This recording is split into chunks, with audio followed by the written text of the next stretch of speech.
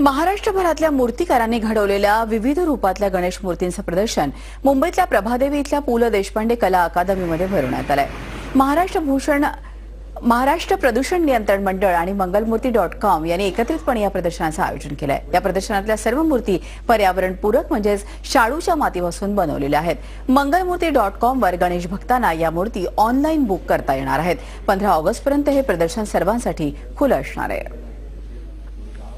महाराष्ट्र प्रदूषण नियंत्रण मंडळ आणि मंगलमूर्ती.com या माध्यमातून प्रदर्शन भरवले दुसरं वर्ष आहे आणि मंगलमूर्ती.comच्या माध्यमातून लोकांना आता संगणकावर जाऊन त्या संकेतस्थळावर जाऊन आपल्याला बुकिंग करता येईल अशी एक व्यवस्था केली।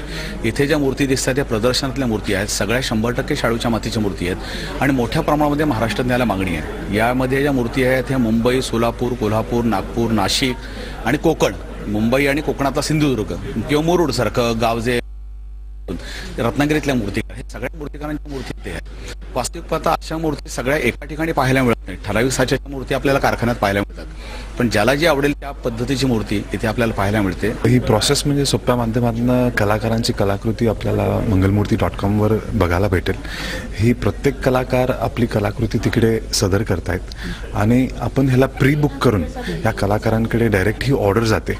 तो कलाकार आपल्या कारखान्यामध्ये ही मूर्ती बनवतो व डायरेक्टली हा एक्झिबिशन सेंटरमध्ये सेंड करतो व इथे मूर्ती बुक झालेल्या ज्या एक्झिबिशन सेंटरमध्ये ज्या बुक झालेल्या मूर्त्या इकडे असतील त्या ठाणे कलाभवन व दादरच्या रवींद्र नाट्य मंदिरमध्ये तुम्ही येऊन घेऊन जाऊ शकता।